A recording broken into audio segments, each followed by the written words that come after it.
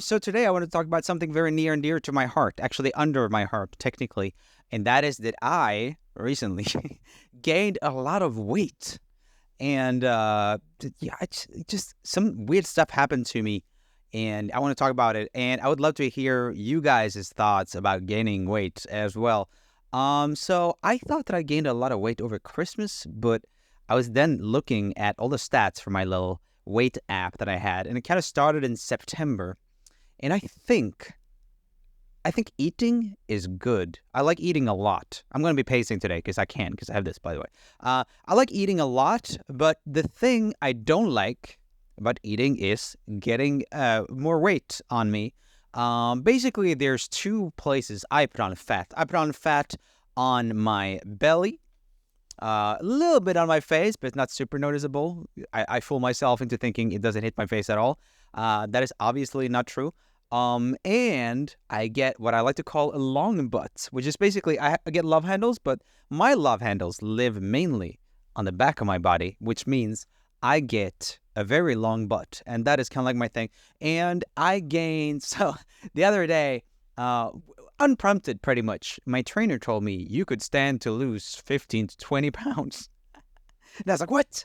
And I know that's not a massive amount for a lot of people, but for me, I've always been like kind of the skinny kid, and now I'm like kind of realizing that things are getting weird for me, and I'm counting calories. And counting calories is also a weird experience. Have you ever thought about like just counting calories as, it's a weird shame or like a weird little job you get every time you're eating. You gotta freaking, you know, write down exactly what you ate. And I actually just had lunch with Daniel and his team here, and it I had a very large like box of this very nice tofu rice thing, very delicious.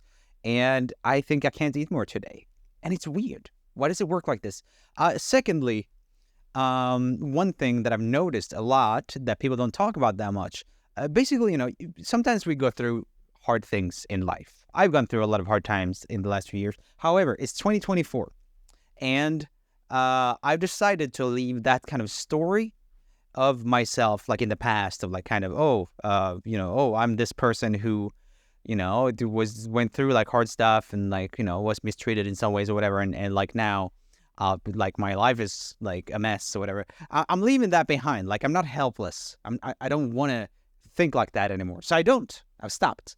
So instead, what I did last year, I realized, and the funny thing is that this works. I don't know if I should recommend this, probably not, but like eating works for like difficult brain stuff. And I think a lot of people can like reach towards other things in life to kind of help them just get through difficult patches. Like you might, you know, look to alcohol or some kind of illegal substances or whatever, gambling, whatever you got, video games, playing too much video games, or whatever it is, like kind of, this meeting too many ladies, whatever it might be, you might kind of really, go ham on all these things. And as far as coping mechanisms go, food doesn't seem all that bad to me. Yes, I've gained 20 pounds, but like, of course you can't go like to super excess, but like, I gotta say, for a lot of that time when I was gaining a lot of weight, it was like,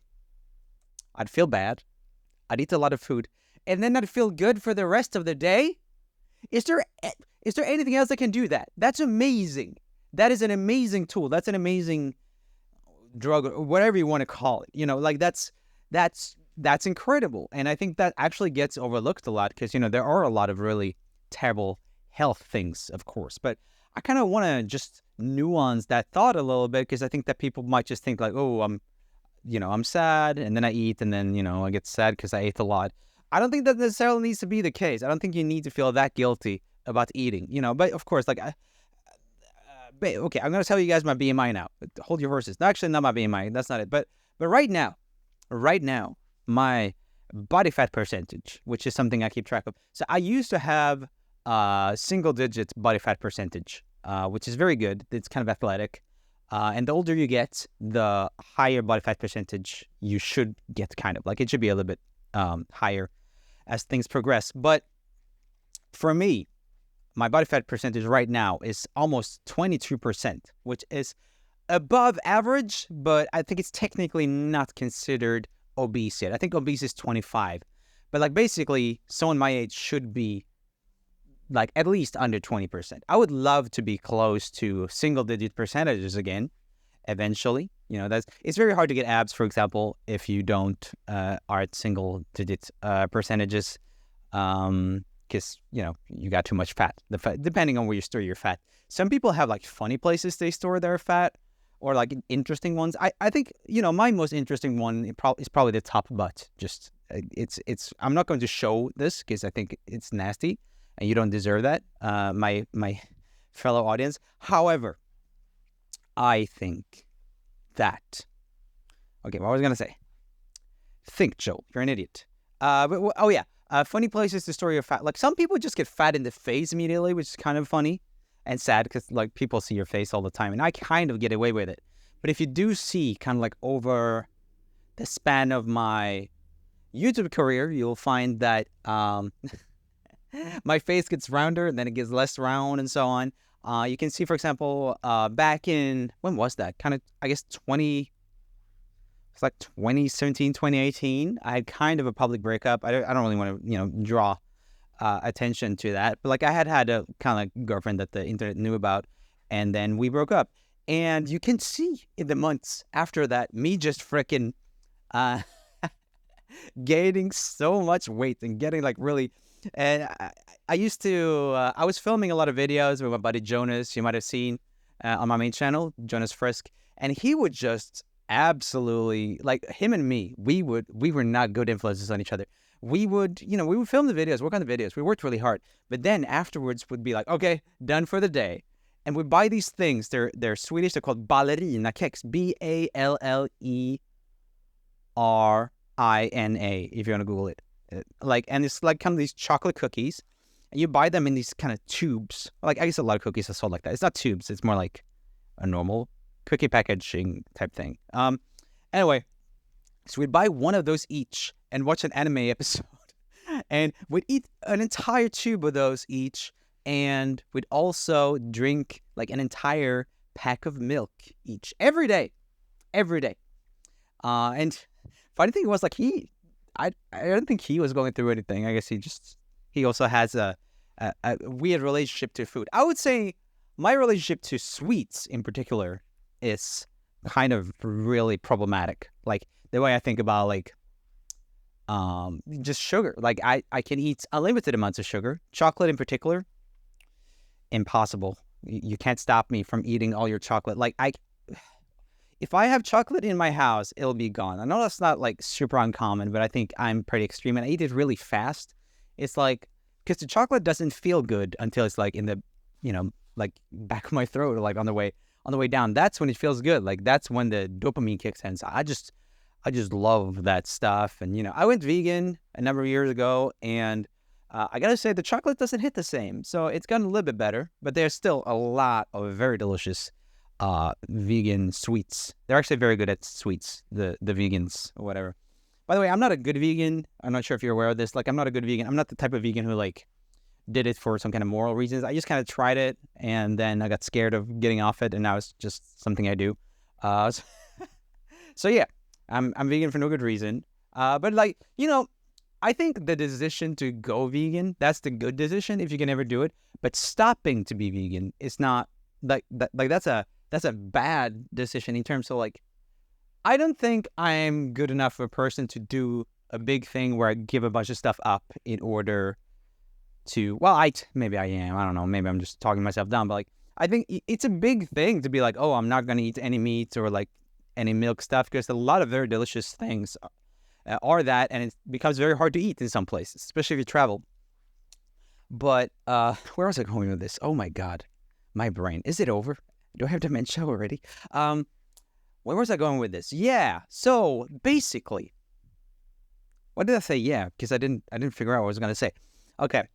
But yeah, it's the opposite to stop being vegan. That's making a choice where you're like, actually, I'm gonna make an active choice to train my body, like, because you have to kind of like ease yourself into it. I'm gonna train my body so that I can eat animal products again. And we all know that animals are being treated bad. I understand that like not everyone like cares that much, but like, we all know it. We all know it. And, that's fine. That not everyone, anyway, I just don't, it's way easier to not to go back because that's actually work. Going back would be like, you got to eat a little bit of meat every day. And I miss steak. Sometimes I really miss steak. Steak is delicious. It might be my number one thing I would love to have, like steak.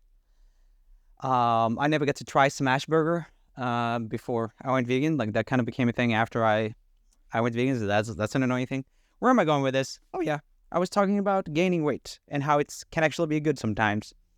Yeah, right now, like I was like sitting down the other day, just like kind of like shirtless, kind of like freaking like I have a mirror by my bed and I just saw myself from the side, and just hangs. It's like it's the worst way to see yourself is like freaking hunched over something from the side in a mirror, like sitting hunched over from the side is like, ooh, and like the sun coming in from the back, so it's like just you can kind of like, anyway. So that's something I'm working on, but it's going well so far. I don't know if my like scale is broken, but it looked like I lost like 7 pounds in the last few days. I think I was probably just dehydrated this morning when I did the last weigh-in. But yeah, that was that. Anyway, I just wanted to say that, hear your thoughts on the entire, like, how do you relate to food? How do you do you like eating when you're sad? Do you avoid it anyway? Do you have any good tips for eating well? Usually when I try to lose weight, I try to just stay home and eat the food that I prepared or whatever, or or cook food every time. I have my 2 air fryers that I use, and my 2 air fryers will give me like, I'll make like broccoli in one, and then I'll make tofu in the other or whatever. Just cooking like that. I hate cooking, so I'll just let the air fryers do it. I want to buy a rice cooker. That's my next purchase. But yeah, let me know you guys' thoughts on eating, and if you have the same experience as me, that eating actually works when you're kind of having a slump in your life. Okay. But guys, I'm very excited. It's fun to be posting to this channel. We have a little bit of a community going on over on Discord. Link in the description. Someone told me, and I think this is reasonable, that like I should not just like talk about community on here. We can talk about different things. So I would love to see you guys talk about food and what food means to you, how you relate to food, and all the things we talked about in this video over on the Discord. Just try to build a nice little conversational community over there.